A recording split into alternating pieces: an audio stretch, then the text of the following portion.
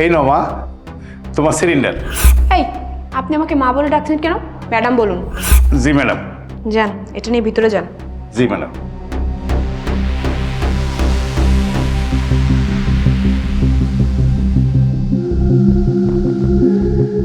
আসসালামু আলাইকুম স্যার।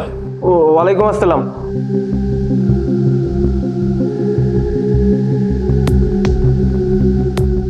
এই বুড়ো, রান্নাঘরটা ওইদিকে যা, সিলিন্ডারটা নিয়ে যা আর খালি সিলিন্ডারটা নিয়ে আসবি।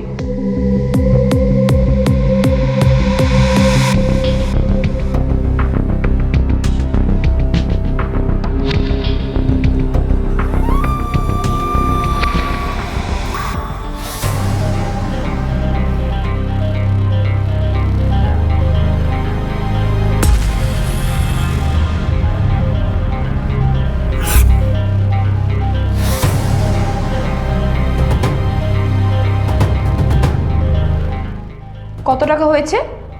1200 টাকা।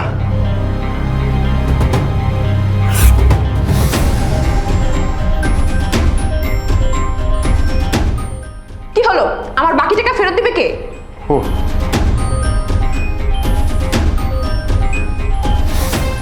নেন ম্যাডাম। এখন যান এখান থেকে। মা, ওই টিভি। এই, আপনাকে আমি কতবার বলেছি আমাকে মা বলবেন না, ম্যাডাম বলবেন? এক কথা কয়বার বলা লাগে? হ্যাঁ, কথা কানে যায় না? জি ম্যাডাম, আজকে বাংলাদেশের খেলা। হ্যাঁ তো, বাংলাদেশের খেলা তো কি হয়েছে? যান বাসায় যে দেখেন। তানিয়া, বাদ দাও না, টিভি যখন দেখতে চাইছে দেখুক না। ও আচ্ছা, তোমার কথা অনুযায়ী এখন এই বুড়ো লোকটা আমাদের সাথে বসে খেলা দেখবে, তাই না? এই, আপনি খেলা সম্বন্ধে কিছু বোঝেন?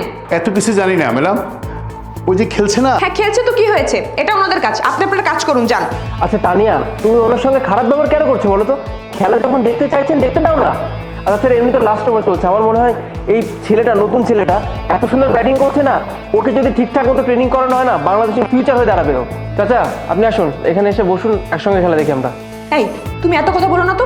উনি কি এখন খেলা দেখে বাংলাদেশ টিমে খেলবে নাকি? কি আপনি কি বাংলাদেশ টিমে খেলতে যাবেন এখন? না না, আমি খেলবো না ম্যাডাম।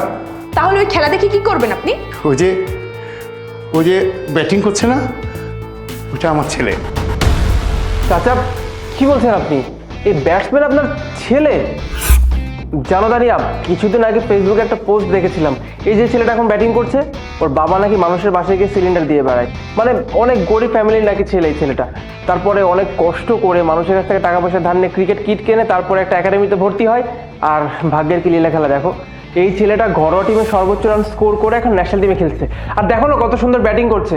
আমার কি মনে হচ্ছে জানো, আজকে শুধুমাত্র এই ছেলেটার জন্য বাংলাদেশ ম্যাচ জিতবে।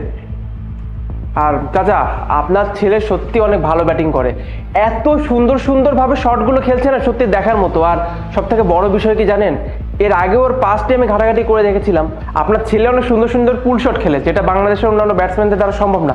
বাংলাদেশের ব্যাটসম্যানরা তো পুল শটে অনেকটাই উইক, সেখানে আপনার ছেলে সত্যি মাশাআল্লাহ অনেক সুন্দর পুল শট খেলে, দেখতেই ভালো লাগে। আর তানিয়া, তুমি জানো, আমি যতটুকু এই ছেলেটাকে স্টাডি করে দেখলাম, এই ছেলেটা নাকি রিসেন্টলি 5 কোটি টাকা দিয়ে একটা ডুপ্লেক্স বাড়ি বানিয়েছে, যেই বাড়িটা আমাদের প্রায় ডাবল হবে। আর তুমি ওনাকে এভাবে কথা শোনাচ্ছ? আচ্ছা চাচা, আপনার ছেলে তো বাংলাদেশ টিমের খেলোয়াড়, তাহলে উনি অনেক টাকা ইনকাম করে, আপনি এই কাজ করেন কেন তাহলে? দেখুন ম্যাডাম, এটা আমার কাজ, আমি আমার কাজ করতেই ভালোবাসি। আর এই কাজ করে তো আমি ছেলেকে খেলোয়াড় বানিয়েছি, এত বড় বানিয়েছি। এখন সে অনেক টাকা রোজগার করে এবং অনেক টাকা দিয়ে এটা বড় ঘরও বানিয়েছে। কিন্তু আমার ওই ঘরে থাকতে ভালো লাগে না, আমি আমার কাজ করেই যাচ্ছি।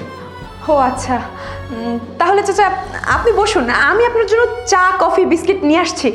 বাহ ম্যাডাম, এতক্ষণ আপনি জানতেন না আমার ছেলে খেলোয়াড়, আর যখনই জেনেছেন আমার ছেলে খেলোয়াড়, অনেক টাকার মালিক, তখনই আপনার সঙ্গে চা খেতে বসতে বলেছেন। আসলে ম্যাডাম, এটা মনুষ্যত্ব নয়, মনুষ্যত্ব টাকা দিয়ে হয় না, মনুষ্যত্ব হয় কর্মে, চিন্তা দিয়ে সেটার বিকশিত করতে হয়। একটা কথা মনে রাখবেন ম্যাডাম, মনুষ্যত্ব বুঝতে শিখুন, মানুষকে কদর করতে শিখুন। ঠিক আছে, আমি এখন যাই।